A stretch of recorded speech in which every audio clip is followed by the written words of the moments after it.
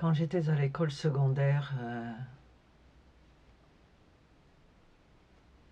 à Romans, il était interdit de mettre des pantalons. Donc nous devions toutes venir en jupe. Le problème, c'est que au cœur de l'hiver, il faisait franchement froid. Et même avec des grandes chaussettes, le froid rentrait. Et par conséquent, la majorité des filles venaient en pantalon, des pantalons féminins. Et puis, quand on arrivait à la porte principale, qui se trouvait sur une place, la place centrale de Romans, on se déshabillait. En fait, on enfilait une jupe par-dessus le pantalon, et puis on enlevait notre pantalon à la vue de tout le monde. Mais on ne s'inquiétait pas de ça, franchement. Ce qu'on voulait, c'est être en uniforme, du moins ce qu'on appelait l'uniforme, c'est-à-dire être en jupe pour rentrer et obéir au règlement.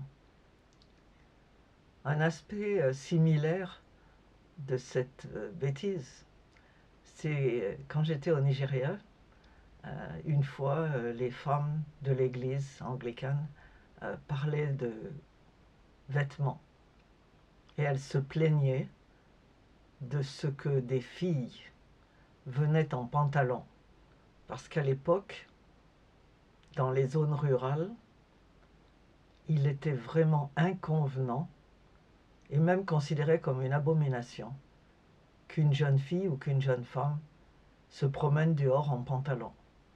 C'était considéré comme contraire à l'injonction biblique.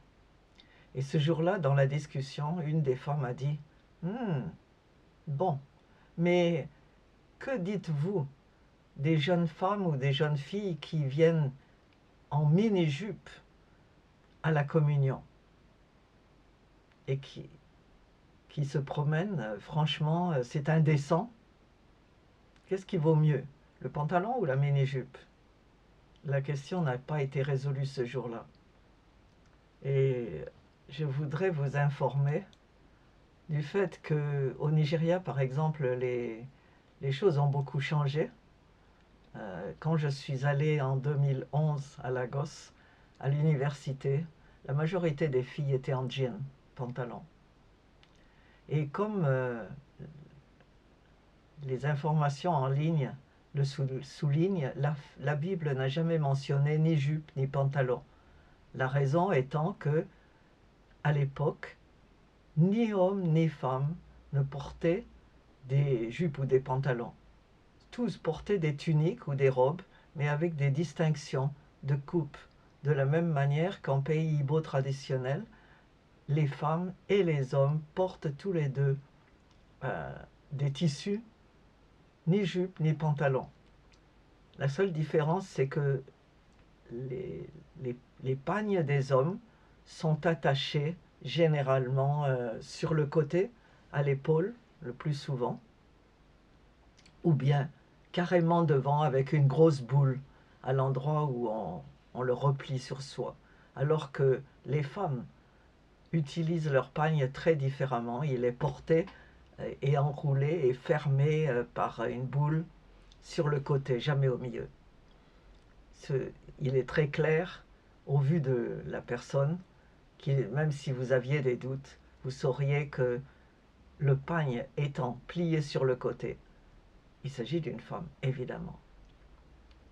La Bible n'interdit explicitement aucun des deux, pantalon ou jupe.